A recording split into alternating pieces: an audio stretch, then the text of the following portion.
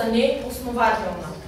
Приема, че Желязков е извършил вмененото му с наказателно постановление и нарушение, тъй като не е извършил инструктаж на работника Димо Атанасов, поради което реши: оставя в сила решение номер 129 от 19 декември 2012 година, постановено по наказателно дело административен характер номер 487 2012 година по описа на районен съд Бургас, с което е потвърдено наказателно постановление номер 02-02-554 от 26 септември 2012 година, издадено от дирекция Инспекция по труда Бургас, и наложената на Георги Желязков глоба в размер на 100 лева на основание член 416 алинея 5 във връзка с член 415в от Кодекса на труда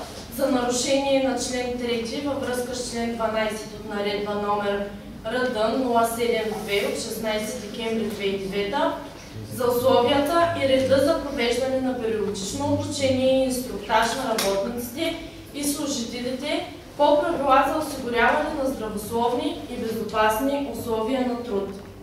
Решението ще бъде приложено към делото в законоустановения срок. Заседанието приключи в 4 без 20.